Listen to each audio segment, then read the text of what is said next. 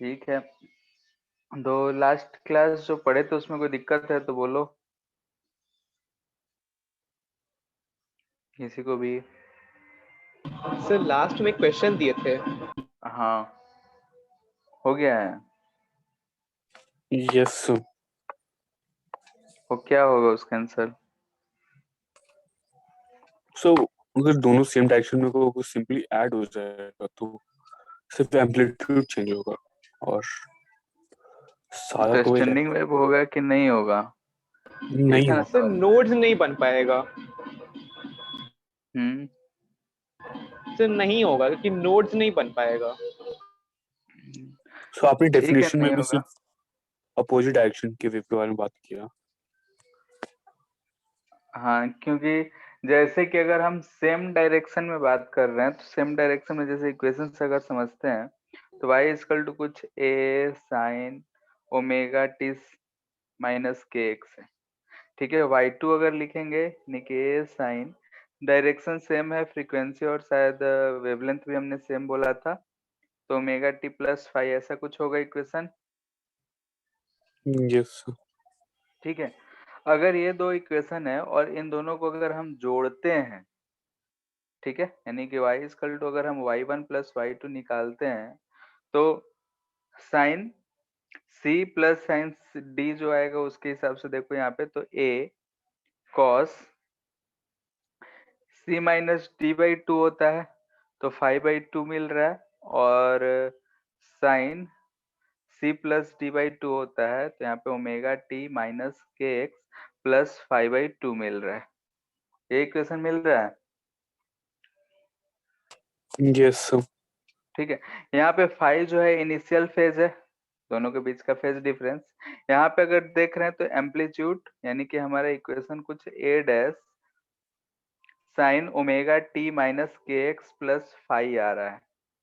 ठीक है, यानी कि ए जो है हर पॉइंट का हमारा फिक्स दिख रहा है, फाइव कांस्टेंट है, यानी कि कोई भी पार्टिकल होगा वो मैक्सिमम एम्पलीट्यूड इतना पहुंच रहा होगा। ठीक है, यानी कि हमको ऐसा नहीं दिख रहा है कि कोई हर एक पार्टिकल का एम्पलीट्यूड अलग अलग है। ऊपर से अगर हम अपने पिछले नॉलेज को देखें और उसे समझें तो हमको ये एक अगेन एक ट्रेवलिंग वेग दिख रहा है, दिख रहा है।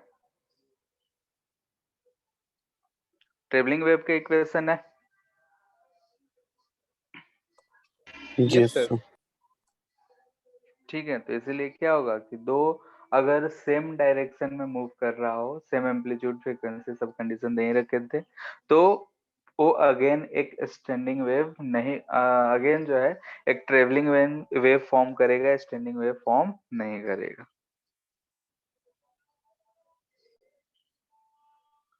ठीक है, क्वेश्चन करते हैं।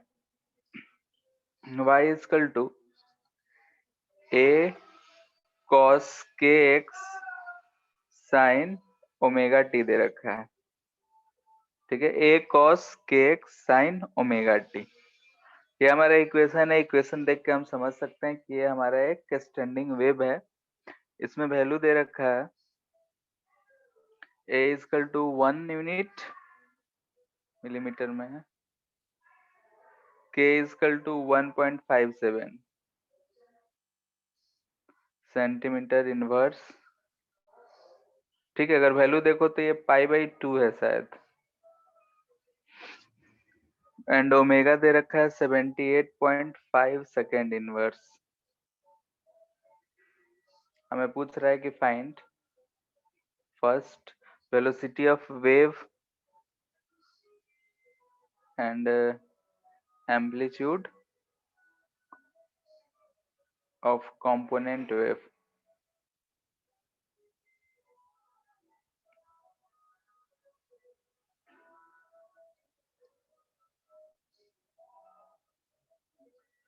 सेकेंड,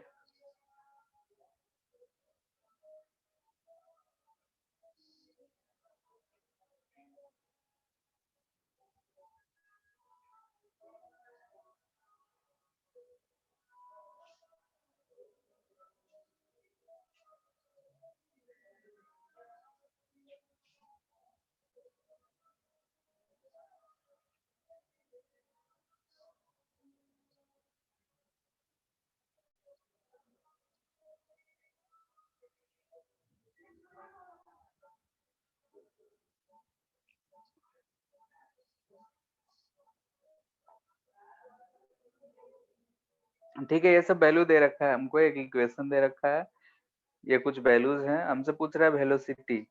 ठीक है, v है यानी कि velocity and amplitude of component travelling waves, यानी कि दो वेव से मिल के जो हमको इक्वेशन मिला है, उसका जो कंपोनेंट वेव है उसका एम्पलीट्यूड कितना रहा होगा ये बताना है।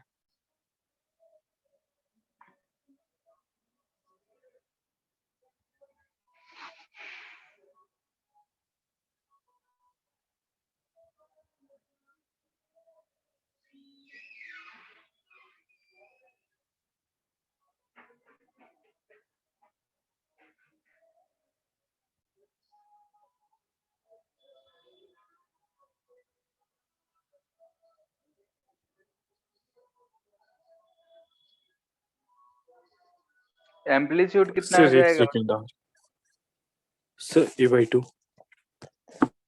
दोनों का यहाँ पे 2a आता है, यहाँ पे a दे रखा है, यानी कि क्या होगा a/2 for both. Velocity sir ω/k।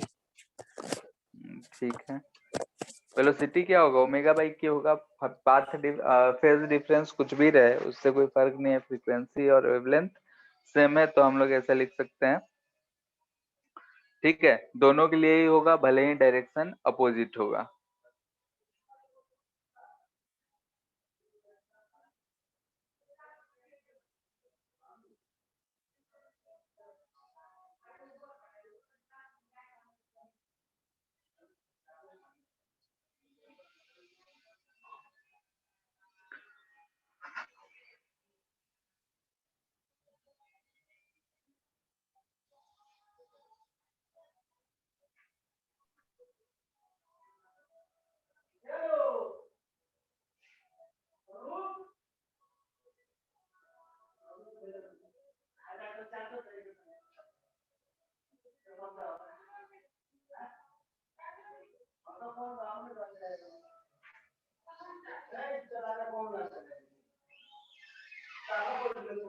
Second हो गया।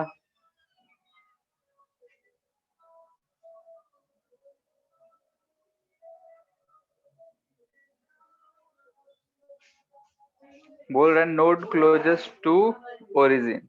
अगर हम एम्पलीट्यूड की बात करें, एम्पलीट्यूड ऑफ जो गिवन है वो हमको दिख रहा है कि a cos kx है। ठीक है, इसमें अगर x इक्वल टू 0 पुट करते हैं, a नॉट कर देते हैं। ठीक है, तो अगर x को 0 पुट करते हैं तो a equal to a naught होगा, यानी कि अगर हम ओरिजिन की बात करें तो ओरिजिन अगर हम बोल रहे हैं कि यहाँ पे है, तो यहाँ पे पार्टिकल जो है मैक्सिमम होगा। ठीक है, यानी कि ऐसा कुछ हमारा वेव है, ओरिजिन पे मैक्सिमम है, नोड की बात हो रहा है तो ये वाला पॉइंट बोल रहा है, यानी कि ये डिस्टेंस की बात किया जा रहा है।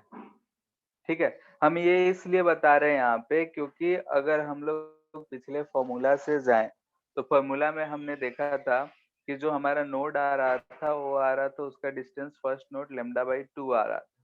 लेकिन अगर हम यहाँ पे ये देखें तो ये हमारा डिस्टेंस कितना होगा, λ/4 होगा। ठीक सर है, 1 है क्या? x is equal to. देख लेते हैं। अब यहाँ पे फर्स्ट नोड है, यानी कि यहाँ पे एम्पलीट्यूड कितना होना चाहिए, यानी कि 0 equal to a naught cos kx। ठीक है, यानी कि cos kx जो होना चाहिए हमारा 0 होना चाहिए। फर्स्ट टाइम 0 कब होगा, π/2 पे, सर 1 पे। Yes sir. kx π/2। k कितना होता है, k का वैल्यू दे रखा है, π/2 ही है, यानी कि x equal to 1 metre. Metre में है एम्पलीट्यूड, मिलीमीटर में है तो 1 मिलीमीटर। सर सेंटीमीटर में है, सर एम्पलीट्यूड मिलीमीटर में। तो एम्पलीट्यूड मिलीमीटर में है तो ये भी तो मिलीमीटर में होगा। सर सेंटीमीटर में के दिया हुआ। k सेंटीमीटर में है तो ये सेंटीमीटर में होगा।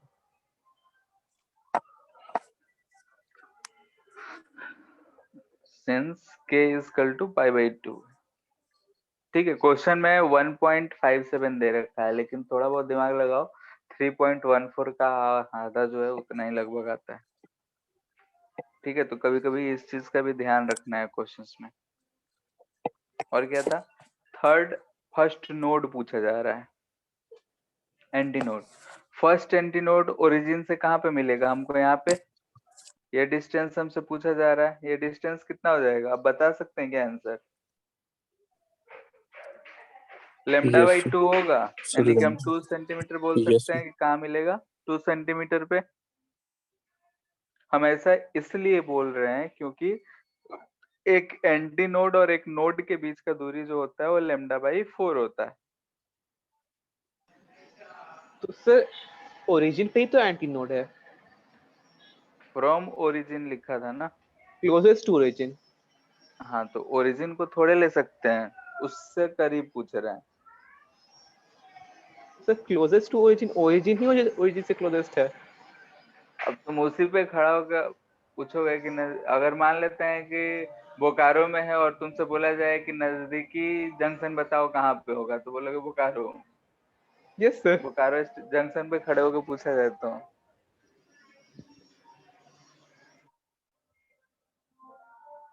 ठीक है, मतलब पूछा जा रहा है क्लोजेस्ट टू ओरिजिन, यानी ओरिजिन को छोड़ के उससे क्लोज कौन सा है। लास्ट क्या था, फोर्थ एम्पलीट्यूड निकालना था शायद। तो एम्पलीट्यूड तो हमको ऐसे ही दिख रहा है कि ए नॉट कॉस के एक्स है, एक्स 2.33 है, तो इसको 1 पाई बाई 2 2.33।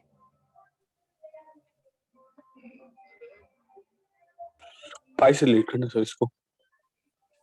2.33 को फ्रैक्शन में लिख सकते हो क्या, सर 7/3 आएगा।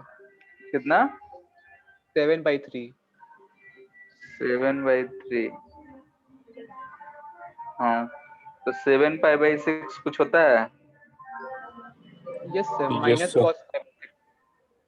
तो जो भी वैल्यू आता है।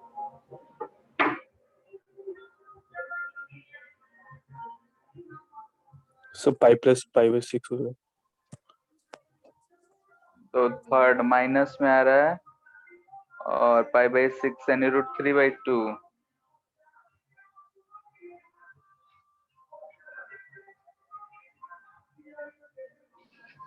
सर माइनस क्यों आया? क्या, सर माइनस क्यों आया? ऐसा है, तो हो सकता है वहां पे ऐसा हो, उस पोजीशन पे जो पार्टिकल है उस समय पे किधर हो, नीचे की तरफ ऑसिलेट कर रहा हो। सर समय तो यहाँ पे दिया ही नहीं है कहीं कुछ। अच्छा ठीक है, तो मैक्सिमम है, माइनस आ रहा है तो उससे क्या फर्क पड़ता है, एम्पलीट्यूड है, मोड ही लेते हैं हम लोग। ठीक है, गिवन यस कंडीशन के सर। साथ समय। अब ऐसे भी एम्पलीट्यूड पूछ रहा है तो माइनस लो या प्लस लो। ठीक है sir.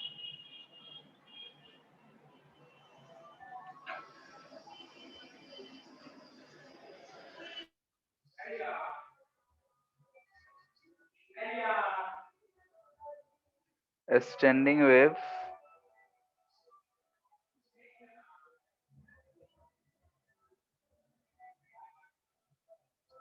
Sting fixed at both and.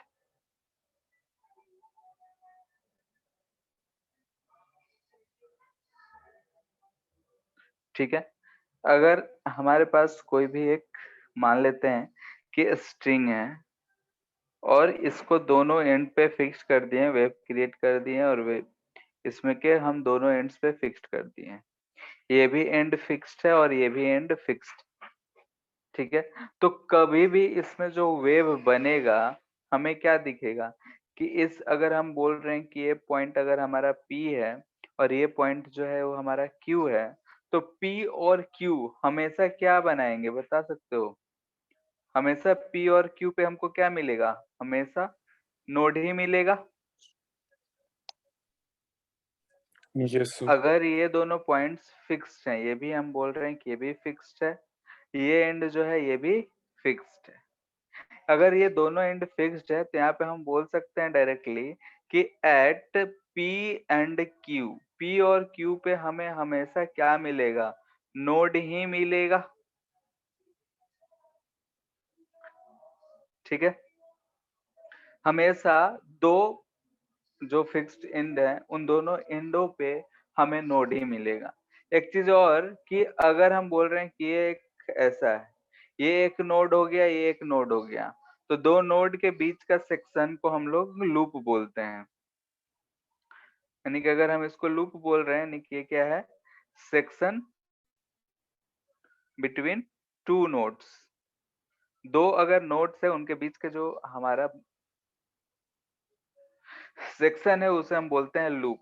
तो यहाँ पे हमको दिख रहा है कि दो नोड के बीच में एक लूप है, तो एक दो तीन लूप ऐसे हमको बनते हुए दिख रहे हैं जो हम फिगर बनाए इसमें। अगर हम बोलें कि यहाँ पे हमारे पास अगर जो रस्सी है हमेशा इसके दो एंड फिक्स हैं, तो हम ये बात हम तय कर सकते हैं कि इसके दोनों एंड्स पे हमेशा नोड रहे। बीच में कितना भी नोड बने उससे हमको कोई फर्क नहीं पड़ रहा है, लेकिन अगर हम दोनों एंड की बात करते हैं तो दोनों एंड पे हमेशा हमें नोड ही मिलेगा। क्लियर है? तो दिस इम्प्लाइज दैट कि अगर हम डिफरेंट नोड्स की बात करते हैं, यानी कि मोड्स ऑफ ऑसिलेशन,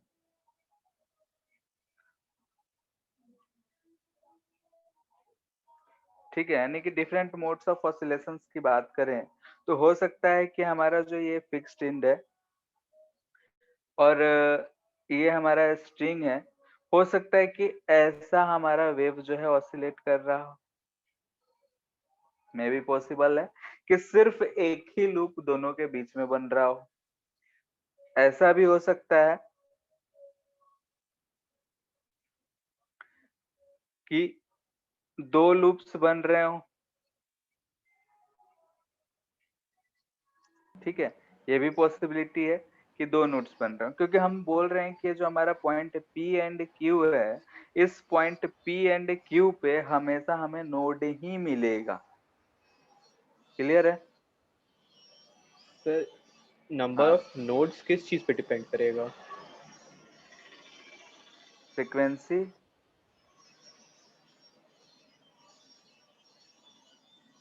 वेवलेंथ, इन सब चीजों पे डिपेंड करेगा कि हम कितना फ्रिक्वेंटली इसको ऑसिलेट कर रहे हैं, कितना एम्पलीट्यूड दे रहे हैं उन सब पे।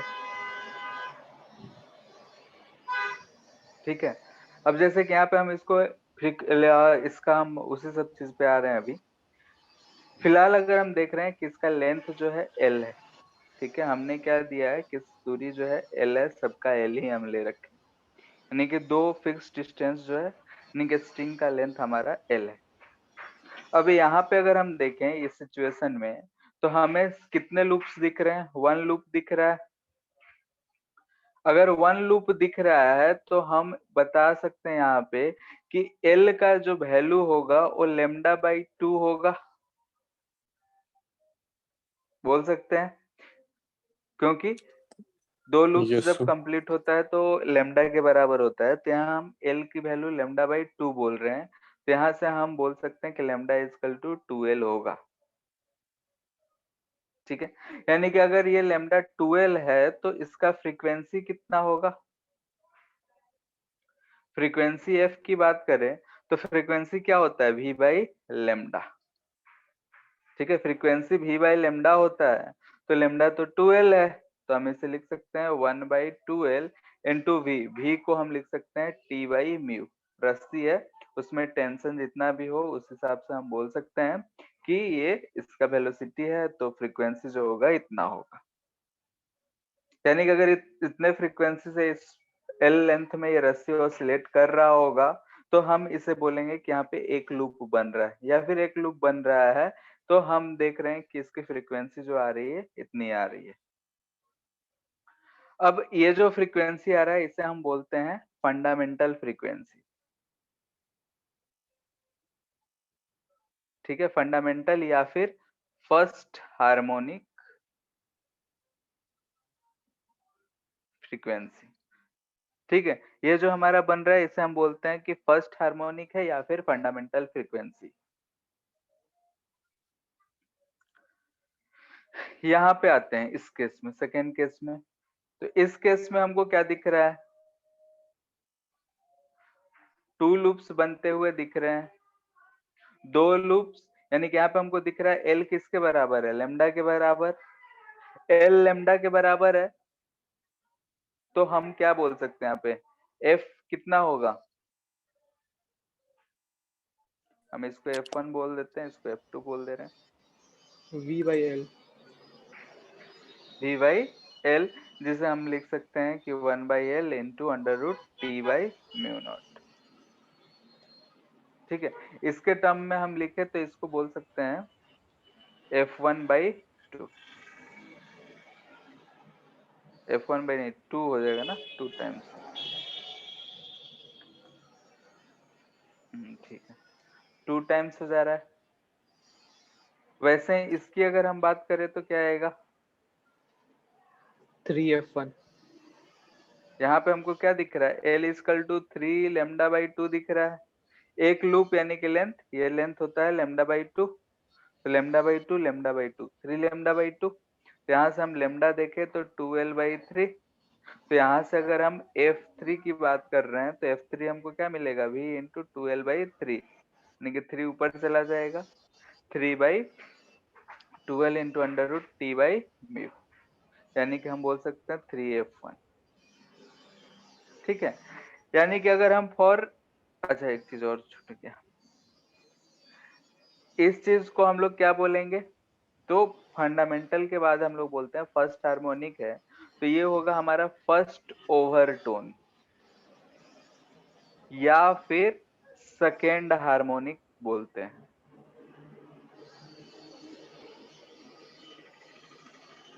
ठीक है, फर्स्ट ओवरटोन या फिर सेकेंड हार्मोनिक। ठीक है, तो इस चीज को हमेशा ध्यान में रखना है कि ओवरटोन वाला यहाँ पे सेकेंड से शुरू हो रहा है, यानी कि याद रखने के लिए ऐसे इसमें याद रख सकते हो कि बीच में जितने नोड बनेंगे वो हमारा ओवरटोन, उतना ओवरटोन कहलाएगा। ठीक है, और जितने लूप बनेंगे उतने हार्मोनिक कहलाएंगे। याद करने का तरीका हो जाएगा, इसे हम लोग बोलेंगे सेकेंड ओवरटोन या फिर थर्ड हार्मोनिक। ठीक है, तो हमें क्वेश्चन में ऐसे ही लिखा रहेगा कि सेकेंड हार्मोनिक में ऑसिलेट कर रहा है, तो सेकेंड हार्मोनिक तो मन में आ जाना चाहिए कि हाँ भाई बीच में दो नोड बनेगा। कब की बात कर रहे हैं हम, जब दोनों एंड्स फिक्स हैं, यानी कि टोटल हमारा कितना लूप है, 3 लूप। ठीक है, यानी कि जब हमारा कोई भी स्ट्रिंग है दोनों एंड से फिक्स्ड है, सेकेंड हार्मोनिक में ऑसिलेट कर रहा है, यानी 3 लूप्स बन रहे होंगे। थर्ड हार्मोनिक में ऑसिलेट कर रहा है, यानी कि 3 लूप्स बन रहे होंगे। ठीक है, यानी कि याद रखने के लिए ट्रिक के तौर पे याद रख सकते हो कि बीच में जितने नोट्स बनेंगे उतना ओवरटोन। 0 है तो हम फंडामेंटल बोल रहे हैं, 0 ओवरटोन कुछ नहीं होता है। और जितने लूप्स बन रहे हैं उतने हार्मोनिक, यानी कि first harmonic, second harmonic, third harmonic, यहाँ पे हम बोल रहे हैं, क्योंकि नेक्स्ट हम लोग देखेंगे कि एंड फ्री रहेगा तो वहां पे कैसे कहेंगे वो अलग चीज होगा।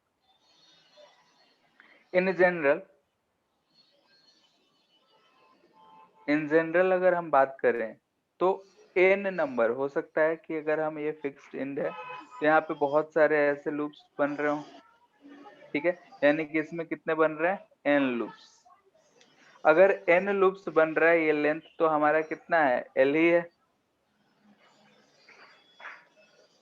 ठीक है, n लूप्स, n लूप जो भी हो जाएगा, तो यहाँ पे हमको दिख रहा है l इजकल टू क्या होगा, तो n लेमडा बाई 2 होगा, यानी कि दिस इंप्लाइज दैट कि लेमडा n अगर हम n लूप्स के लिए बोल रहे हैं तो 2L/n हो जा रहा है। ठीक है, अगर लेमडा पता है तो हम फ्रीक्वेंसी nth लिख सकते हैं। फ्रीक्वेंसी nth अगर लिख रहे हैं, इसका मतलब क्या हुआ कि v, यानी कि NV/2L, इन जनरल हम N/2L into under root t by mu लिख सकते हैं। ठीक है, यहाँ पे अगर n है तो हम इसे क्या नाम देंगे, nth हार्मोनिक या फिर ओवरटोन। n-1 overtone. ठीक है, अगर ये n1 रहा तो जीरो ओवरटोन नहीं बोलेंगे, उसे क्या बोलेंगे? फंडामेंटल। क्या है वो? Fundamental frequency. ओवरटोन का मीनिंग क्या होता है? नामकरण है, ठीक है, यानी कि जैसे कि वेव्स में या संगीतकार लोग यूज करते हैं कि इस ओवरटोन में चल रहा है, ये टोन है, ये ऐसा है उस ट्यूनिंग में जो यूज करते हैं उस चीज का नामकरण है, ठीक है, यानी कि फ्रीक्वेंसी को ऐसा ओवरटोन कहा गया है। जैसे रेजोनेंस है, रेजोनेंस क्या होता है? सर इसमें आया रेजोनेंस था से ना मतलब सर, समझते हो? सर आवाज कट रहा है आपका।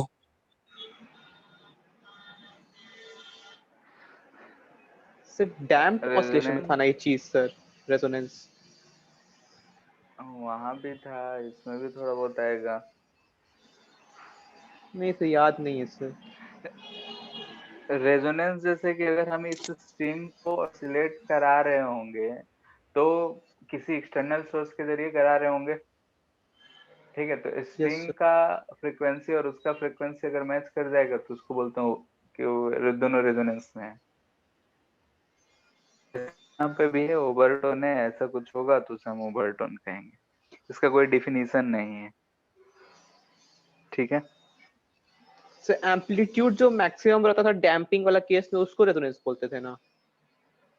नहीं, तो रेजोन जो पीक आता था रेजोनेंस का एक, हाँ, तो डैम्पिंग, उसमें कंडीशन आया था कि ऐसा रेजोनेंस होगा, यानी ओमेगा कि डी हम इक्वल्स लोग, टू ओमेगा।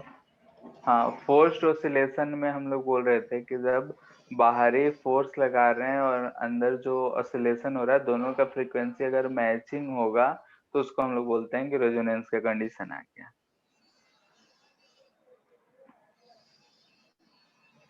ठीक है। तो इस पे बेस्ट क्वेश्चन जो रहेंगे, इस नाम में ही जो कुछ रहेगा सो रहेगा, बाकी इस क्वेश्चन में कुछ मिलेगा ही नहीं तुम्हें, ठीक है। बस इतना ध्यान रखना है कि कौन सा नाम बोला है, फर्स्ट हार्मोनिक यानी कि कितना लेमडा, यानी कि ये चीज तुमको कन्वर्ट करने आना चाहिए। डायरेक्ट फॉर्मूला याद है तो फॉर्मूला अप्लाई करने आना चाहिए, बस इतना ही इसमें क्वेश्चंस बनते हैं। यानी कि तुमको डायरेक्टली फ्रीक्वेंसी देगा या फ्रीक्वेंसी देके कुछ और पूछ लेगा, ठीक है। तो बोलेगा कि थर्ड हार्मोनिक में ऑसिलेट कर रहा है, ये रेजोनेंस में है इस फ्लूइड से, तो इसका बताओ, तो यानी कि वो पूछना चाह रहा है कि उसका फ्रीक्वेंसी कितना है। तो फ्रीक्वेंसी के टर्म में थर्ड हार्मोनिक बोल दे, फोर्थ हार्मोनिक बोल दे, तो नंबरिंग में कंफ्यूजन नहीं होना है। और ये चीज हमारा 4 बार आने वाला है, तो इसलिए इस चीज को ध्यान में रखना है। यानी कि यहाँ पे अगर हम देखें कि हमें सर अगर वो रेजोनेंस वाला फिर से फ्रीक्वेंसी, बताइए ना, छूट गया। क्या वो फिर से आएगा हमारा, ठीक है। रेजोनेंस वाला टर्म्स हम लाएंगे जब हम मोस्टली साउंड वेव में यूज करते हैं, इसलिए अभी हम यूज नहीं करना चाह रहे हैं, ठीक है। यहाँ पे अगर हम देख रहे हैं F1:F2:F3 जो भी है, Fn तक जाएंगे तो कितने के रेशियो में आ रहा है? 1 2 1:2:3:2। 3 ये आ रहा है, ठीक है, यानी कि फ्रीक्वेंसीज के रेशियो 1:2:3, यानी कि first harmonic, second harmonic, third harmonic, इसके नाम पे भी हम बोल सकते हैं, ठीक है। यानी कि अगर हमको फंडामेंटल फ्रीक्वेंसी पता हो तो हम कोई सा भी फ्रीक्वेंसी फाइंड कर सकते हैं। कैसे? फंडामेंटल क्या था? 1/√T/μ 12, की जगह 1 था।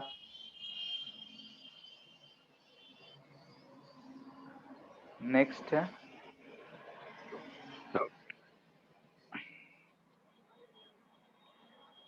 a string fixed at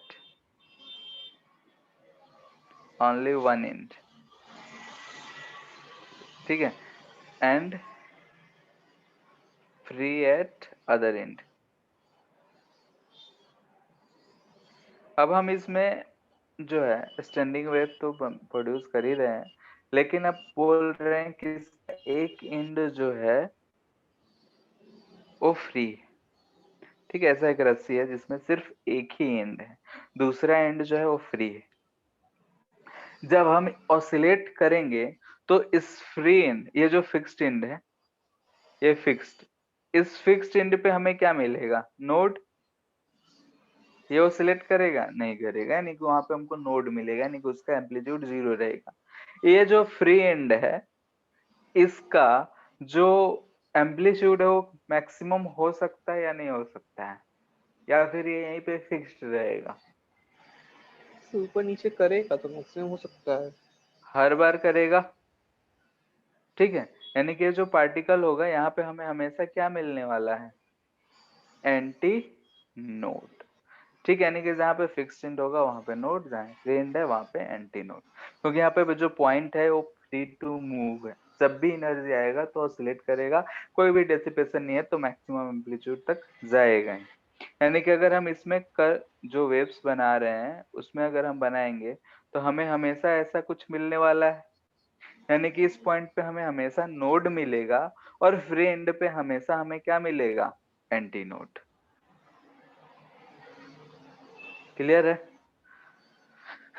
free and पे हमेशा हमें क्या मिलेगा? Anti node, and fixed and पे हमेशा हमें नोड मिलेगा। तो इसके अगर डिफरेंट मोड्स की बात कर रहे हैं तो डिफरेंट मोड्स ऑफ ऑसिलेशन, अगर डिफरेंट मोड्स ऑफ ऑसिलेशन की बात कर रहे हैं तो इसमें भी हमारे वैसे ही जैसा कि हम लोग पिछला केस में देखे थे, इस केस में भी हमको मिल सकता है। जैसे कि अगर हम बोले कि यहाँ पे सिर्फ ऐसा हो सकता है, ठीक है। यानी कि अगर हम यहाँ पे रस्सी का लेंथ जो है एल ले रखें, रस्सी का लेंथ फिर से हम एल ही ले रहे हैं और कुछ नहीं है, तो यहाँ से हम बता सकते हैं कि ये जो डिस्टेंस होगा ये लेमडा बाई कितना होगा? लेमडा होगा, क्या होगा? 4। Lambda by 4।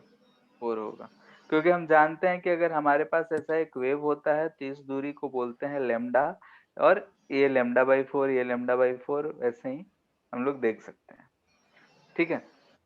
यानी कि दो नोड्स के बीच का दूरी लेमडा बाई 2, एक नोड और एक एंटी नोड के बीच का दूरी लेमडा बाई 4 होता है, ठीक है। तो ऐसा चीज है, मे भी हमें ऐसा भी मिल सकता है, ठीक है। यानी कि जो हमारा वेव हो ऐसा हो, ठीक है, या फिर और भी बन सकता है, जिसको पहले देख लेते हैं। यहाँ पे हमें दिख रहा है ये हाफ है, ठीक है। ये जितना भी पोर्शन बना है ये हमको एक पोर्शन दिख रहा है, तो यहाँ पे हमें हाफ लूप दिख रहा है, ठीक है। हाफ लूप दिख रहा है यहाँ पे हमें, तो हम इसे क्या लिख सकते हैं कि L इज इक्वल टू, हमें लेमडा बाई 4 दिख रहा है, दिख रहा है। यानी कि यहाँ से हम बोल सकते हैं lambda is equal to 4L। अगर लेमडा 4L है तो फ्रीक्वेंसी जो हम लिखेंगे वो क्या लिखेंगे? So 1/4 L into root T by mu. ठीक है, V बाई लेमडा लिखते हैं, यानी कि V बाई 4L, या फिर 1/4L into under root T by mu, ठीक है। ये हम फ्रीक्वेंसी लिख सकते हैं। अब इस फ्रीक्वेंसी का हम लोग नाम देते हैं, ये क्या नाम होगा इसका? तो फंडामेंटल या फिर फर्स्ट हार्मोनिक, ठीक है। फंडामेंटल या फिर फर्स्ट हार्मोनिक, ठीक है। वैसे ही अगर हम इस सेकेंड केस में जाते हैं, लेंथ हम फिर से एल रखे हैं, क्वेश्चंस में वेरी किया जा सकता है, इसलिए हमेशा क्वेश्चन पे ध्यान देना है। यहाँ पे बताओ क्या होगा? ये हमें दिख रहा है कि लेमडा बाई 2 है और ये हमें दिख रहा है लेमडा बाई 4 है, तो ये हमें क्या लिखेगा? यहाँ पे हमें क्या मिल रहा है? L equal to So L/2. 3 lambda by 4, यहाँ से हम लेमडा बोल सकते हैं 4L/3, यानी कि हम फ्रीक्वेंसी अगर 2 लिखेंगे तो ध्यान से देखो यहाँ पे 3V/4L मिल जाएगा, 3F1। यानी कि हम बोल सकते हैं 3F1 मिल रहा है, ठीक है। यानी कि हम यहाँ पे ऊपर वाले से डायरेक्टली लिख रहे हैं, इसलिए किसी को अगर गड़बड़ हो तो पूछ सकता है। तो इसका जो नामकरण होगा इसे हम लोग बोलेंगे फर्स्ट ओवरटोन। फर्स्ट ओवरटोन, या फिर सेकेंड हार्मोनिक। नहीं, थर्ड हार्मोनिक। ठीक है, इसीलिए हम बोल रहे थे इसी में बच्चे लोग फंसते हैं, इसलिए इसे ध्यान में रखना है। इसे हम क्या बोल रहे हैं? Third harmonic. थर्ड क्यों? यहाँ की फ्रीक्वेंसी 1, 3, 5 के टर्म में चलता है। दूसरा बात याद रखने के लिए, नोड बीच में 1 है तो ओवरटोन काउंट करके दे देगा। ये वाला जो पोर्शन है, ये अगर 1 है तो हमने बोला फर्स्ट हार्मोनिक। इसमें वो कितने पोर्शन बन रहे हैं? 1, 2, 3। खुद को कितना रिपीट कर रहा है? 3। तो इसलिए उसे हम 3 हार्मोनिक। याद रखने का ट्रिक है, ये कोई रीजन नहीं। क्लियर है? Yes sir. ये ध्यान रखना है। वैसे ही अगर हम बोलें कि ऐसा है, ठीक है, इस चीज में हमेशा ध्यान रखना है क्योंकि यहाँ पे गड़बड़ी बहुत होता है। ठीक है, लेकिन अगर शुरू से तुम लोग सतर्क हो जाओगे तो गड़बड़ी कम हो सकता है। ऐसा है, तो यहाँ पे हमें क्या दिख रहा है कि ये यहाँ से यहाँ तक रिपीट हो रहा है, यानी कि लेमडा है और ये लेमडा बाई लैम्डा 4 है। बाई 4। तो यहाँ पे एल इजकल टू क्या हो जाएगा? 5 लैम्डा बाई 4। 5 लेमडा बाई 4, यानी कि lambda is equal to 4L/5। Frequency फिर से हम अगर लिखें तो क्या लिखेंगे? बी बाई लेमडा, यानी कि 5 बाई 5F1 आ रहा है, यस सर। 5F1 आ रहा है, यानी कि यहाँ पे 5 टाइम्स है, यहाँ पे 3 था, तो इसका नाम क्या देंगे?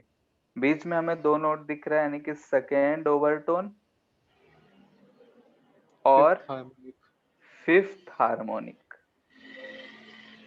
ठीक है, यानी कि इसमें जो हमारा हार्मोनिक का सीक्वेंस चल रहा है 1, 3, 5 ऐसा चल रहा है। याद रख सकते हैं ऐसे कि हमने देखा था 1 में सिर्फ इधर वाला पार्ट था, ये इसमें 1, 2, इसमें भी 2, इसमें ये 5 टोटल रिपीट हो रहा है, जैसा कि इसमें था। ऐसे ऐसे 5 पोर्शंस रिपीट हो रहे हैं, इसलिए 5 हार्मोनिक। रीजन ये नहीं है, हम बार बार बोल रहे हैं, याद करने का ट्रिक। ठीक है, तो इसे हम क्या बोल रहे हैं? सेकेंड हार्मोनिक और फिफ्थ, सेकेंड ओवरटोन और फिफ्थ हार्मोनिक। ऐसे ही इन जनरल। ठीक है, अगर इन जनरल की अगर हम बात करें,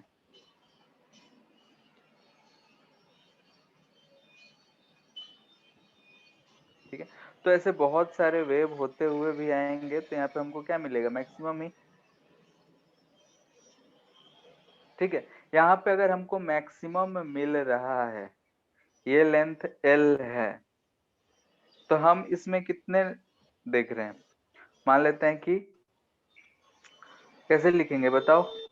यहाँ से अगर वो n लूप्स बन रहे हैं 1, 2, 3, 4, 5, और आगे क्या लिखेंगे? आगे तो आधा लूप है। आधा क्या है? 1/4 है। तो कैसे लिखोगे इसको? L को लेमडा बाई 4 के टर्म में?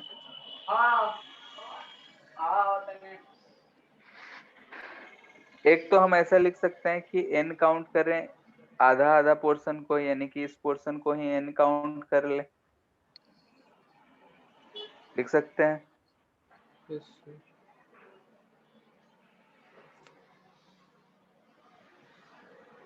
या फिर कैसे कर सकते हो बताओ? n प्लस n/2, 2n+1 लिख सकते हैं। सर एन क्या रहेगा इसमें? 4 इज तो 1 को करेंगे, ठीक है, ये सेटिस्फाई कर रहा है। n जो होगा यहाँ पे क्या रहेगा? 0, 1, 2 कुछ भी। सर नंबर ऑफ लूप्स नहीं है ना? n नंबर ऑफ लूप्स नहीं रखते हैं, माइनस लगा देते हैं, नंबर ऑफ लूप्स बोल देते हैं।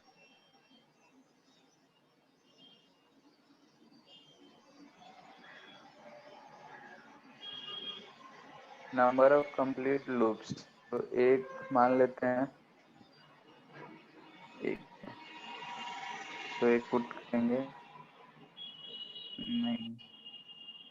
नहीं स्पेसिफाई कर रहे।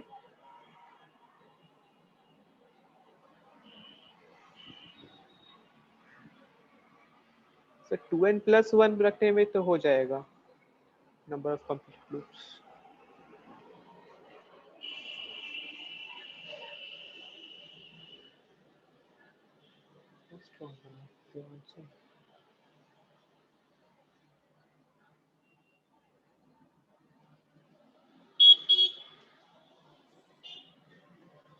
हेलो,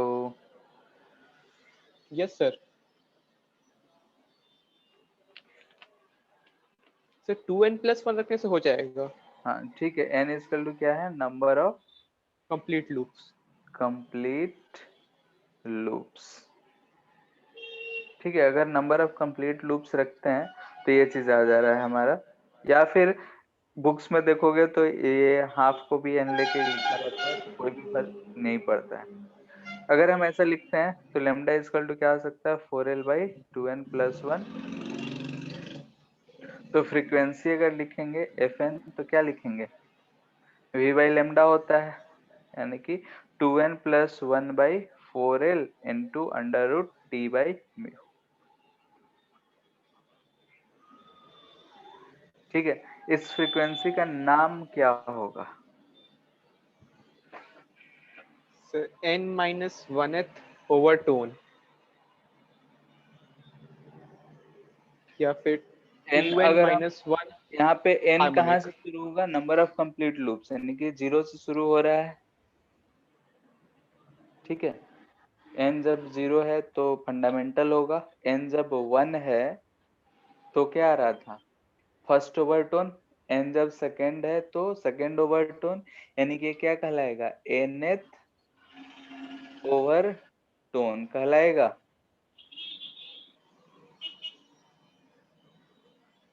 बोलो, n जो है, n का वैल्यू कहाँ से शुरू है, 0 1 2 डॉट डॉट डॉट।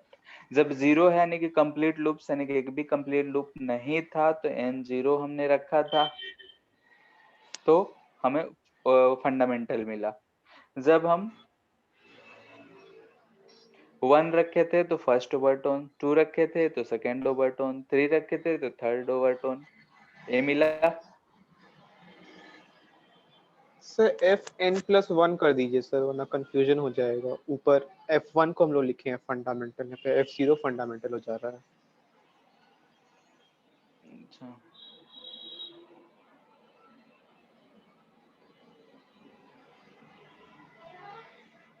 अच्छा n 0 से शुरू हो रहा है, यहाँ पे सर n+1 n+1। ठीक है,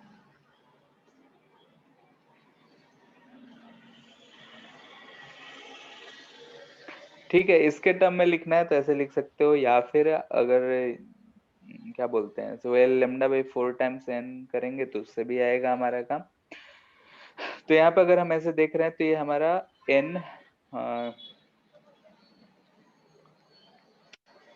फर्स्ट हार्मोनिक, थर्ड हार्मोनिक, तो ये हमें कि कौन सा मिलेगा, 2n+1th हार्मोनिक। हार्मोनिक। ठीक है, यानी कि इस हार्मोनिक में ये पार्टिकल जो है ऑसिलेट कर रहा होगा।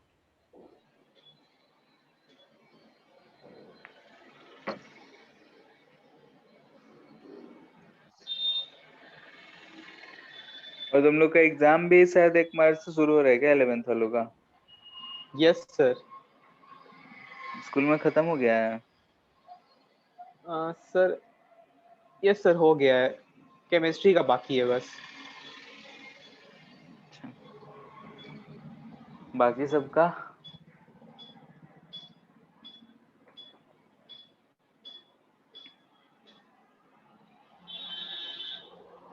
सर आज तो नोटिस भी आ गया गवर्नमेंट का कि 1 मार्च से खोल सकते हैं कोचिंग इंस्टीट्यूट। हाँ वो तो हम देखें। और सीबीएसई बोला है ना कि 1 अप्रैल से शायद नया सेशन शुरू करने के लिए 10th का और 12th का। Yes sir.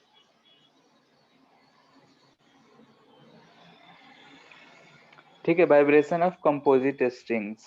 कंपोजिट स्ट्रिंग्स कहने का मतलब है कि मान लेते हैं कि एक स्ट्रिंग यहाँ पे है, इससे कनेक्टेड एक दूसरा स्ट्रिंग ऐसे कनेक्ट कर दिए, ठीक है।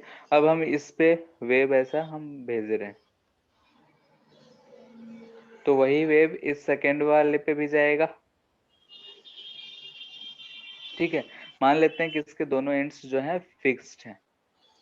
अगर हम इसमें जो भी वेव जा रहा है इसमें भी वही वेव इसमें ट्रांसफर होगा, तो हमें ये वाला सिचुएशन हो गया कि वेव जो है एक मीडियम से दूसरे मीडियम में ट्रांसफर हो रहा है।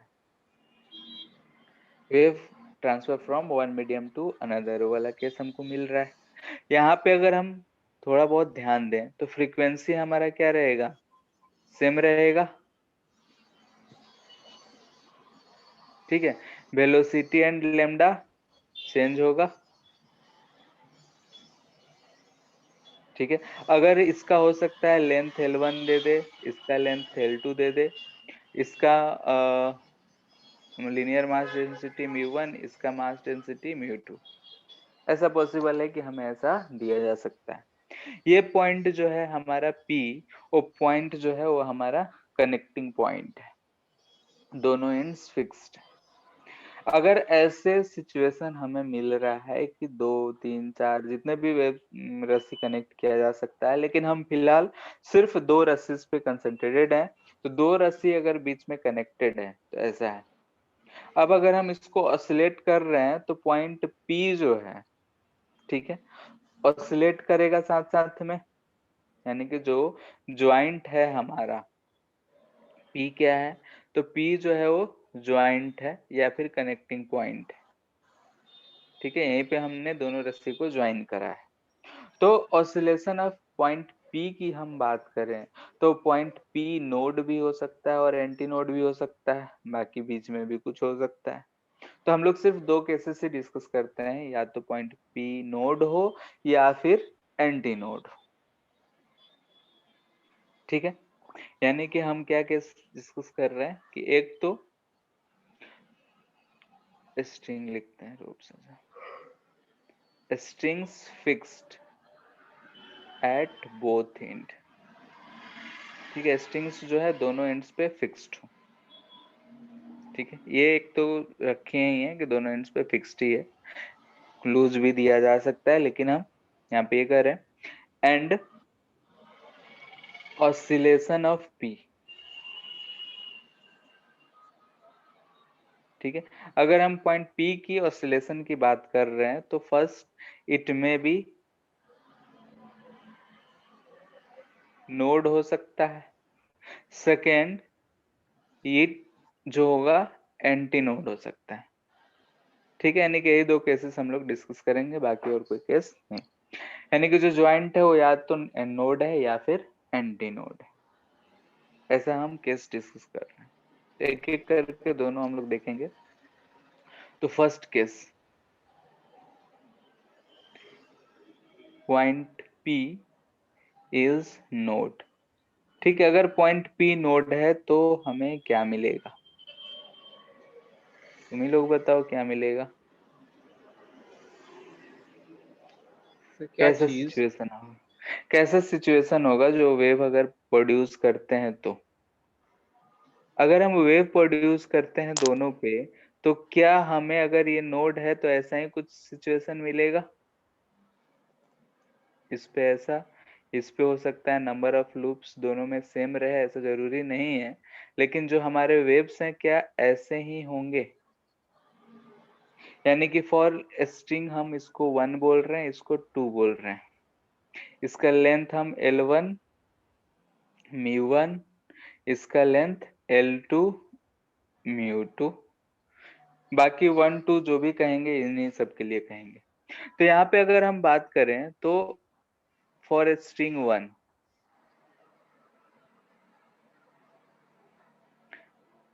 N1 लूप्स है, and for string 2 N2 loops बोल रहे हैं। और चूंकि पॉइंट अगर हम इसको बोल रहे हैं कि ये हमारा पॉइंट क्या हो जाए, R है, ये पॉइंट S है, तो लूप 1 के लिए अगर देखें तो R एंड P दोनों क्या होंगे, नोड होंगे। यहाँ पे अगर हम देखें तो P एंड S दोनों क्या होंगे, नोड ही होंगे। अगर नोड होंगे तो जो भी लूप्स हमको बनता हुआ यहाँ दिख रहा है N1 या N2 अगर हम बोल रहे हैं तो N1 N2 क्या कंप्लीट लूप्स होंगे, बोलो। Yes sir. ठीक है, कंप्लीट लूप यस होंगे। सर। तो यहाँ पे अलग अलग लिखना चाहिए था। दिस इम्प्लाइज दैट कि हम ऐसे लिख सकते थे कि N1 इजकल टू, या फिर N1 लूप्स बन रहा है तो N1 lambda 1/2 is equal to L1 and N2 lambda 2/2 is equal to L2 लिख सकते हैं।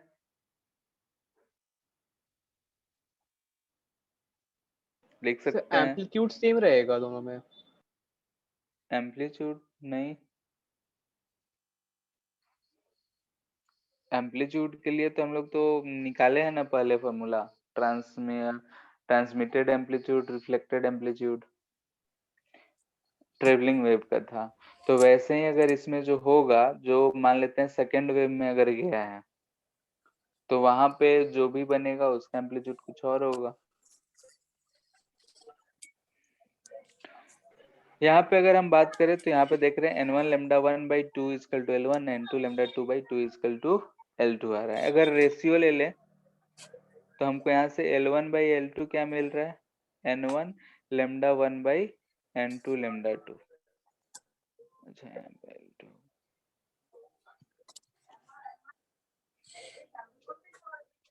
इतना में किसी को दिक्कत तो बोलो।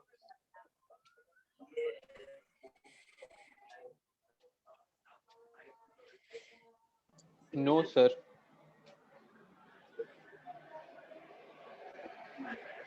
ठीक है, यानी कि N1 N2 number of loops हैं, L1 लेमडा 1 एंड लेमडा 2 दोनों में करस्पॉन्डिंग 1 और 2 में ये वेवलेंथ। एंड सिंस वेलोसिटी जो होता है वो कितना होता है, λ/t या फिर λ/f बोल सकते हैं। दिस इम्प्लाइज दैट कि सिंस फ्रीक्वेंसी सेम है, v1/v2 हम बोल सकते हैं कि ये λ1/λ2 होगा। ठीक है, अगर हमको दिख रहा है कि v directly proportional to lambda है, यानी कि v1/v2 इक्वल टू λ1/λ2, यानी कि यहाँ से हम बोल सकते हैं कि λ1/λ2 जो होगा v1/v2 यानी कि √t/μ। ठीक है, यानी कि इससे हम μ2/μ1 लिख सकते हैं। Yes sir. ठीक है, यानी कि λ1/λ2 जो है हमको μ1 μ2 के टर्म में इतना मिल जा रहा है, v1/v2 इक्वल टू इतना। और चूंकि v1/v2 को हम लिख सकते हैं √μ2/μ1, तो इस चीज को अगर हम ऊपर वाले में पुट करते हैं, ठीक है, फर्स्ट वाले इक्वेशन में यूजिंग इन इक्वेशन 1, तो हम इक्वेशन 1 में क्या लिखते हैं, L1/L2 था, L1/L2 equal to N1/N2 into λ1/λ2 यानी कि μ2/μ1, ये चीज मिल रहा है। ठीक है, यस सर। यानी कि मोस्टली जो है हमारा लेंथ पता होता है, म्यू पता है, तो नंबर ऑफ लूप्स पूछे जाएंगे या नंबर ऑफ लूप्स मिल जाएगा तो हम लोग वेवलेंथ फाइंड कर सकते हैं। तो मोस्टली हमको कुछ ना कुछ दिया रहेगा। यहाँ से अगर हम देखें तो N2/N1 अगर लिखें तो ये हमको L2/L1 √μ2/μ1 मिल रहा है। ठीक है, इसमें से जो कुछ भी मोस्टली क्वेश्चन में L1 L2 μ2 μ1 दिया रहेगा, रेशियो ऑफ लूप पूछा जाएगा, नंबर ऑफ लूप्स पूछे जाएंगे। नंबर ऑफ लूप्स अगर हमको पता चल गया, लेंथ पता है, तो हम वेवलेंथ पता कर सकते हैं। वेवलेंथ अगर हमें पता चल गया तो वेलोसिटी हमें पता होगा, तो हम फ्रीक्वेंसी पता कर सकते हैं। क्लियर है?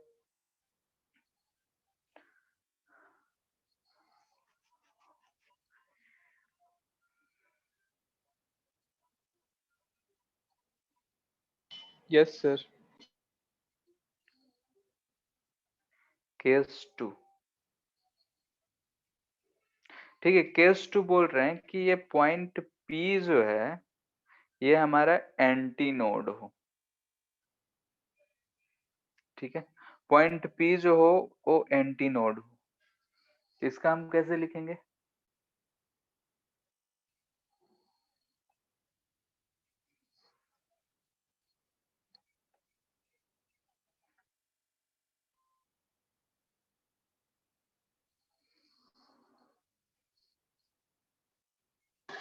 तो इसमें क्या लिखना है? यही सब जो ऊपर काम किए हैं वही।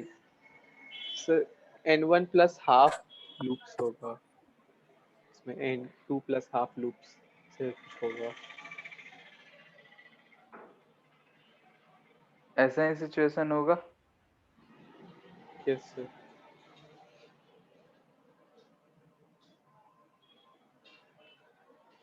ऐसा कुछ सिचुएशन होगा। यहाँ पे अगर देखें तो हमको ना 1/2 लिखते हैं,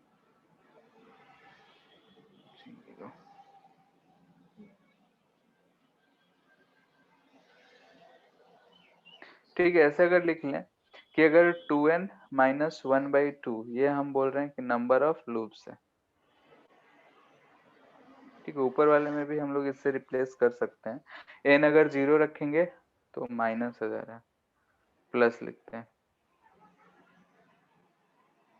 n प्लस 1/2, ठीक है। प्लस 1/2, ठीक है। n को अगर हम 0 पुट करते हैं तो नहीं 1 से शुरू करेंगे तो माइनस ठीक रहेगा। n को हम बोल रहे हैं कि नंबर ऑफ लूप्स, ठीक है। तो अगर हम एक लूप की बात कर रहे हैं तो n की 1 पुट करेंगे तो 2 माइनस 1 1/2, यानी कि ऐसा 1/2 अगर हो हमको जाएगा। ऐसा बन रहा है तो ये हाफ लूप बना, नहीं सेट कर रहे हैं हाफ लूप्स। सर n क्या लेंगे sir? Number of complete loops ना, हाँ और उससे हम लोग नंबर ऑफ लूप्स पे जाना है हम लोग को। हाँ, अगर हम ऐसा लिखते हैं तो इसको क्या लिख सकते हैं? एक लूप है तो 1 प्लस 1/2,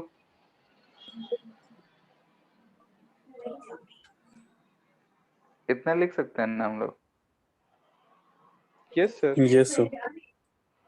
ठीक है। यानी कि इस केस में जितने भी लूप्स बनेंगे वो ऐसा ही बनेंगे।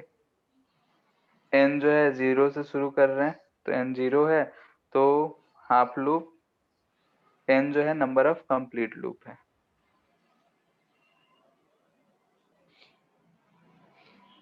तो ये हमें मिलेगा टोटल लूप्स, ठीक है। बाकी वैसे हमको ये जो है लिख सकते हैं तो बढ़िया बात है, क्वेश्चन में इसी के हिसाब से अपना सॉल्व कर लेंगे। तो यहाँ पे n प्लस 1/2 हम लूप्स बने, 2n plus 1/2 loops, total number of loops होंगे, n जो है नंबर ऑफ कंप्लीट लूप्स है। तो यहाँ पे अगर हम देखें n total number of complete loops है, यहाँ पे n/2, तो हम कैसे इसको लेमडा के टर्म में लिखते हैं?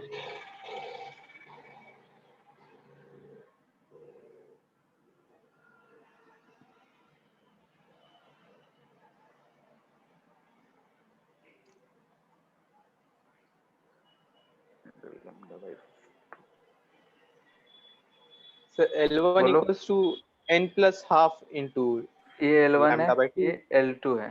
तो यहाँ पे हम बोल सकते हैं कि here L1 will be equal to, इतने लूप्स है यानी कि n प्लस 1/2, एक लूप में लेंथ कितना λ/2, सर n1। अच्छा n1, एंड L2 को हम क्या बोल सकते हैं? n2 प्लस 1/2 इंटू λ2/2, ठीक है। तो यहाँ से भी हम लोग सिमिलरली सब कुछ कर सकते हैं। दिस सिंप्लाइज दैट L1/L2 जो हमको मिलेगा वो 2 से मल्टीपल डिवाइड कर ले रहे हैं तो 2n1 plus 1/2n2 plus 1 lambda into 1/λ2 lambda 1/λ2 मिलेगा। और हम निकाल ही चुके थे कि सिंस lambda 1/λ2 जो है अंडर रूट μ2/μ1 आया था, तो हम यहाँ से लिख सकते हैं कि जनरली n1 n2 फाइंड किया जाता है, लेकिन हम इसी फॉर्मेट में लिख के छोड़ दे रहे हैं, ये आसान है।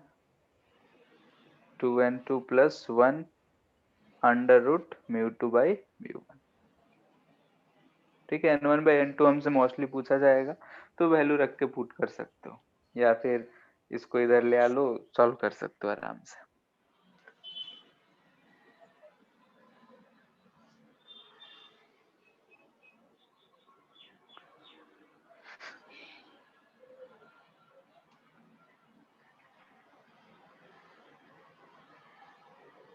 ठीक है, नहीं कि अगर ऐसा कभी भी स्ट्रिंग का क्वेश्चंस देते हैं तो स्ट्रिंग के क्वेश्चंस में बस वर्डिंग ज्यादा होगा, यानी क्वेश्चन कभी भी लिखा हुआ रहेगा तो क्वेश्चन बुकलेट या कहीं भी देखोगे तो 3-4 लाइन भरा मिलेगा, यानी कि हमें क्वेश्चन लंबा दिखेगा, यानी को समझाने की कोशिश किया रहेगा क्या नोड है, ये है, ऐसा है, वैसा है। क्वेश्चन पढ़ के एक बार समझ गए तो उसके बाद उस क्वेश्चंस में कुछ भी नहीं रहेंगे। क्लियर है ये? सर L1 L2 का सर और थोड़ा कोई और रिलेशन कीजिए निकाल ना। सकते हैं इसमें? हाँ, क्या L1 L2? Sir L1 L2 का इसमें और कोई रिलेशन निकाल सकते हैं? L1 L2 में और क्या निकालेंगे? सर अगर नंबर ऑफ निकालना हम लोग को लूप्स, तो फिर 6 में से 5 दिया जाना पड़ेगा। क्या 6 में से? Sir L1 L2 N1 N2 और μ2 μ1 में से 5 दिया जाना पड़ेगा, तभी हम लोग निकाल पाएंगे N1 N2।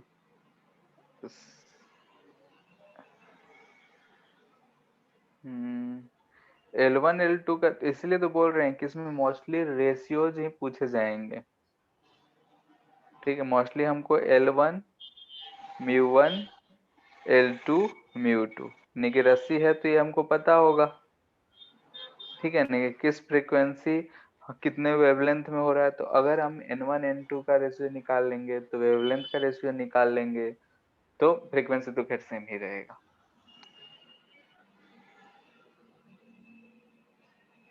मोस्टली हमको ऐसे क्वेश्चंस में रेशियो पूछे जाएंगे, ये इसका रेशियो क्या होगा, उसका रेशियो क्या होगा, क्योंकि नंबर ऑफ वेरिएबल्स बहुत ज्यादा हो जा रहे हैं।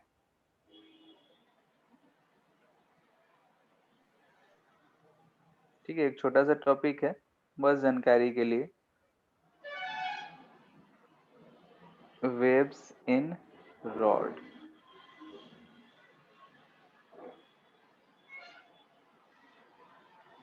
ठीक है, इसमें क्या करते हैं हम लोग कि एक रॉड लेते हैं और इसके क्लैंपिंग जो होता है, यानी कि इसको जो फिक्स करा जाता है वो इधर कहीं किया जाता है। ठीक है, इधर से हमने क्या कर रहा है, इसको फिक्स कर दिया यहाँ पे। ठीक है, यानी कि हम बोल रहे हैं कि यहाँ पे हम इसे ऐसे दाब के एकदम पकड़ के रखे हैं, दोनों तरफ से ऊपर नीचे दाब दिए हैं। अब इसमें हम हैमरिंग करेंगे ऐसा, ये क्या कर रहे हैं, हैमरिंग पैरेलल टू रॉड। अगर हम इसमें पैरेलल टू रॉड हैमरिंग कर रहे हैं तो इसमें जो वेव प्रोड्यूस होगा वो कैसा प्रोड्यूस होगा, ट्रांसवर्स या लॉन्गिट्यूडनल?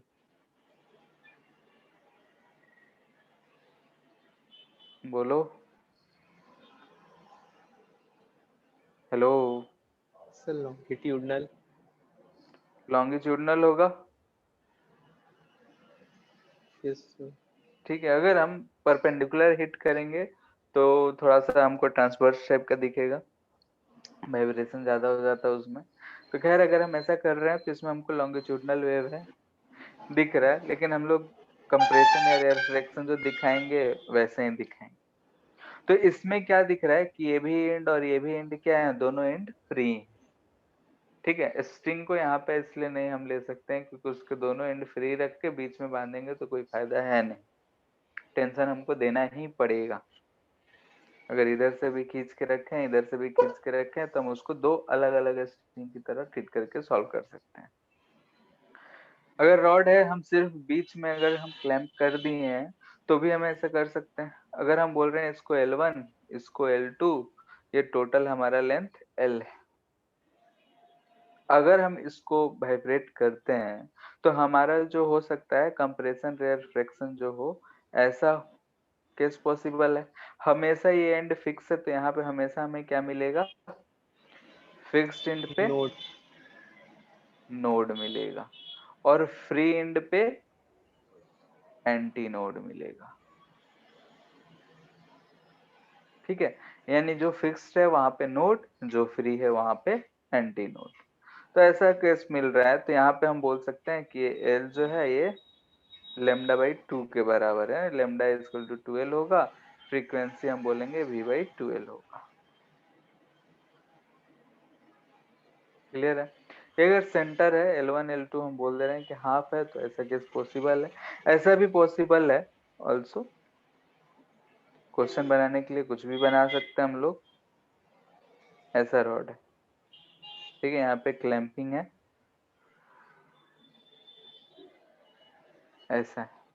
इसमें हम मान लेते हैं कि ऐसा वेव प्रोड्यूस हुआ है,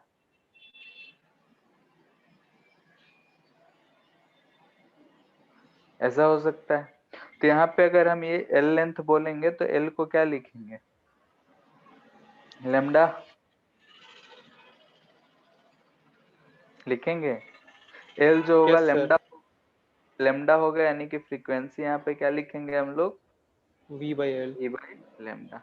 इसमें का जो वेलोसिटी होगा टेंशन वाले फॉर्मूले से नहीं होगा, इसमें हम डायरेक्टली V बाई लेमडा लिख रहे हैं। इसमें जो वेव वेलोसिटी होगा वो इसकी इलास्टिसिटी इन सब चीजों पे डिपेंड करता है। तो साउंड वेव में हम लोग देखेंगे कैसे डिपेंड करता है अलग अलग मीडियम।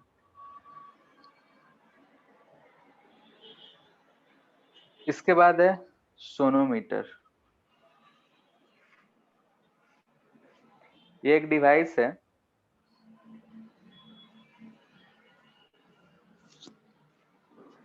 ठीक है।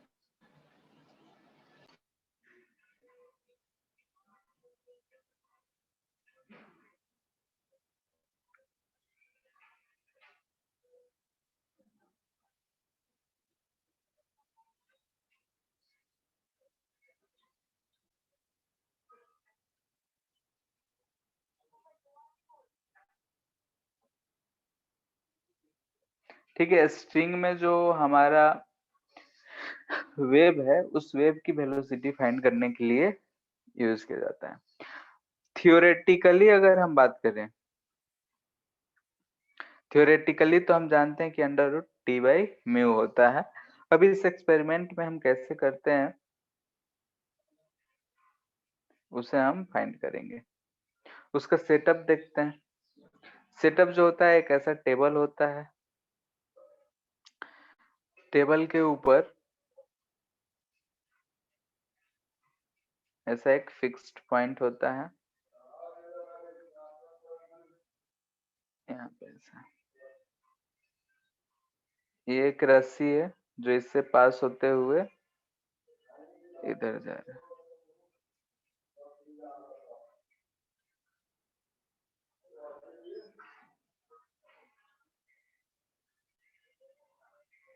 ठीक है, इस पे वेट रख रहे हैं, वेट रखने से इसमें टेंशन पता चलेगा। यहाँ पे एक डिवाइडर होता है, ठीक है, इसको बोल रहे हैं C1, ये C2। ठीक है, ये जो होता है ये फिक्स्ड है और ये जो है फ्री टू मूव। इसके ऊपर यहाँ पे एक छोटा सा बहुत ही लाइट मास, जनरली हम लोग कागज का एक टुकड़ा जो लेके रख लेते हैं, इसे हम बोल रहे हैं ये है राइडर। और यहाँ पे एक, ठीक है, डिवाइस और लगा होता है जो ऑसिलेटर होता है।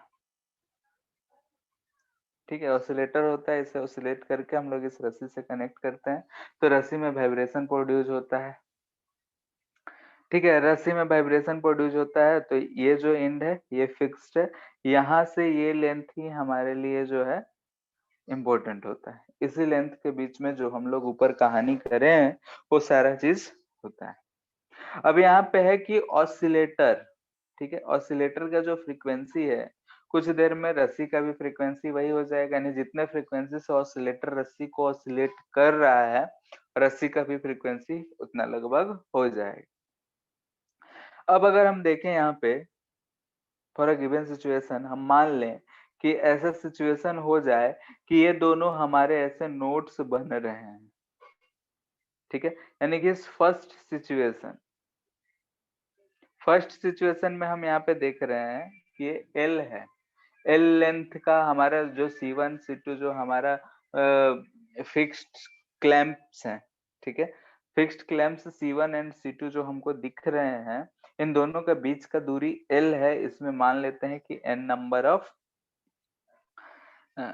इसका फ्रीक्वेंसी जो है f0 है, लेट्स से, ठीक है। नंबर ऑफ लूप्स कितने बन रहे हैं ये तो हम देख नहीं पाएंगे, क्योंकि रस्सी पे अगर जो लूप्स बनता है वो हम लोग इजिली देख नहीं पाते हैं। तो मेरा मेन पर्पस होगा कि हम वही कैसे फाइंड करें। हमको मेन पर्पस होगा कि हम वेलोसिटी फाइंड करना है, तो वेलोसिटी बराबर होता है लेमडा इनटू फ्रीक्वेंसी या फिर लेमडा बाई टाइम पीरियड, ठीक है। तो अगर हमारा ये चीज होता है तो हमें फ्रीक्वेंसी तो पता है, लेमडा अगर हम पता कर लें तो हमारा वेलोसिटी फाइंड हो जाएगा। तो इस डिवाइस का मेन पर्पस लेमडा को ही फाइंड करना होता है। लेमडा कैसे फाइंड करेंगे? तो लेंथ हमें पता है, अगर हम n1 n2 ऐसा कुछ फाइंड कर लें, यानी नंबर ऑफ ऑसिलेशंस फाइंड कर लें, तो हम वेवलेंथ को फाइंड कर सकते हैं। तो इस फर्स्ट सिचुएशन में मान लेते हैं कि फ्रीक्वेंसी f0 है, तो यहाँ से अगर हम भी लिखना चाहेंगे तो हम क्या लिखेंगे, लेमडा इंटू f0, ठीक है। फ्रीक्वेंसी के टर्म में अगर लिखे तो ये हमको मिल रहा है, यानी कि यहाँ से हमारा लेमडा जो होगा वो v बाई f0 होगा। यहाँ हमको ना तो v पता है ना ही लेमडा पता है, ठीक है, ये बात को ध्यान रखना है कि ना ही v पता है ना ही लेमडा पता है। अब मान लिए कि let for this situation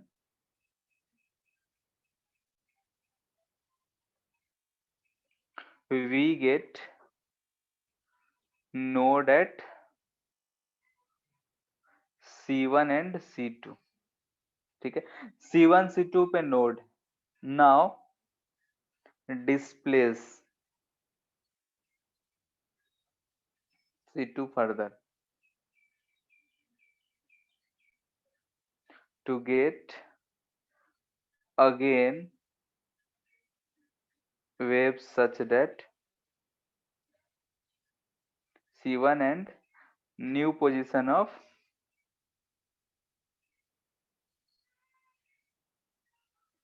are acting as node, ठीक है। यानी कि अगर हम ऐसा सिचुएशन क्रिएट कर दे रहे हैं कि अगर ये C1 है, ये C2 है, ये लेंथ हम बोल रहे हैं कि L' है, तो इस दूरी में भी हमें नोड मिल रहा है और वो जस्ट सेकेंड वाला मिल रहा है, ठीक है। यानी कि इस पोजीशन पे हमें एक मिला था ऐसा, अब हम बढ़ाए ऐसा, यानी कि धीरे धीरे हम इसे बढ़ा रहे हैं कि ताकि फिर से हमें ऐसा नोड ही मिले। तो इस पोजीशन पे नोड था ही, अगर हम बढ़ाते गए और फिर से हमें ऐसा पोजीशन मिल गया कि फिर से हमें एक नोड मिल जाए, तो इस केस में अगर हम देखेंगे तो L' और ये था हमारा पहले से L, तो L' माइनस L जो हमको मिलेगा वो मिलेगा लेमडा बाई 2,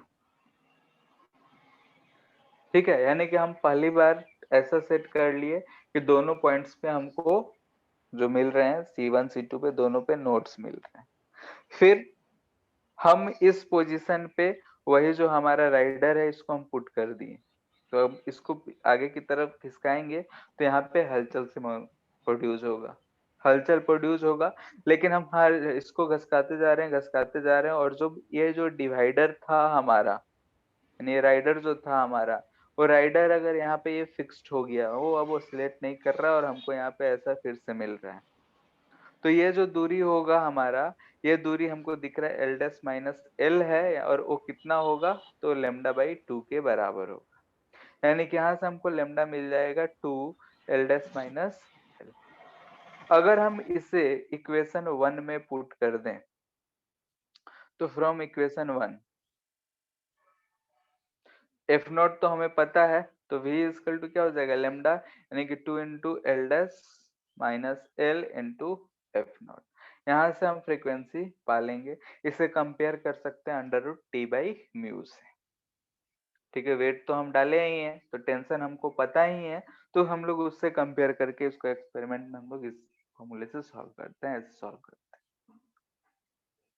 ठीक है, सोनोमीटर में भी अगर मोस्टली क्वेश्चन जो पूछता है वो हमारा v under root t by mu से ही काम चल जाता है। टी यहाँ पे क्या है, टेंशन है। क्लियर है? सर सोनोमीटर वाला एक्सपेरिमेंट रहता है स्कूल में? पता नहीं, हम अपने टाइम में तो नहीं किए हैं, अभी के टाइम में नहीं कर सकते हैं। से पूरा एक्सपेरिमेंट में हम लोग ये टी बाय म्यू वाला फॉर्मूला नहीं यूज कर सकते हैं ना? किसमें?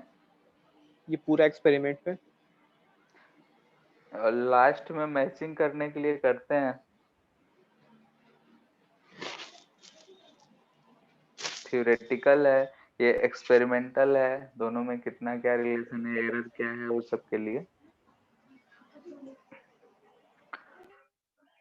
ठीक है, तो सोनोमीटर वाले में अगर हमको मोस्टली क्वेश्चन देगा तो ये बोलेगा कि पहले यहाँ पे मिला, थर्ड हार्मोनिक मिला, जब हमने उसे घिसका दिया क्लैंप को तो फोर्थ हार्मोनिक मिलने लगा, तो बताओ टेंशन क्या है रस्सी में, उसका म्यू क्या है, ऐसे ऐसे सवाल पूछे जाएंगे। ठीक है, बहुत ही इजी होते हैं। एच.सी. वर्मा का वो जो चैप्टर बोले थे शायद 35, या कौन सा चैप्टर बोले थे, वेव वाला, ठीक है, उसे पूरा कंप्लीट करो। वेव मतलब हम लोग का खत्म हो गया, अब साउंड वेव बचा हुआ है। तो साउंड वेव में हम लोग को ज्यादा कुछ है नहीं, साउंड वेव, उसके वेलोसिटीज, फिर डॉपलर्स इफेक्ट, और यही फिर से सुपरपोजिशन। तो सुपरपोजिशन में हम लोग डायरेक्ट सिर्फ जैसे ओपन ट्यूब, क्लोज ट्यूब, ये सब के लिए देखेंगे कि कैसे स्टैंडिंग वेव फॉर्म करता है।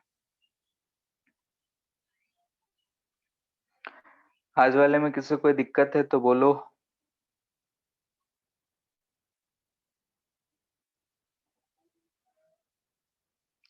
नहीं है? ठीक है फिर।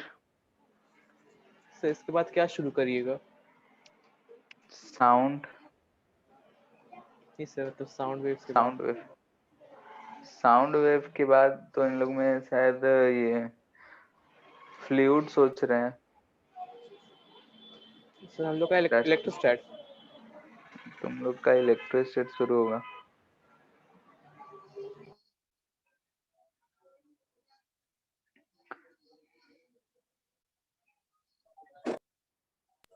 सर ये चैप्टर खत्म हो गया? हाँ ठीक है, फिर एंड करते हैं। सर आज थैंक यू होमवर्क सर। इसका भेज दीजिए, होमवर्क।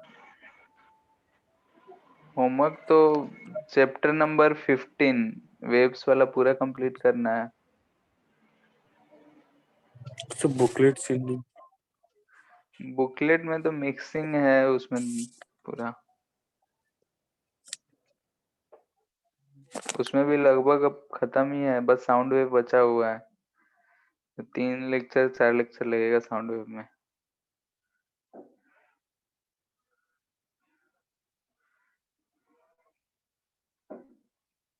तो कंप्लीट ही करो बुकलेट भी। ठीक है फिर।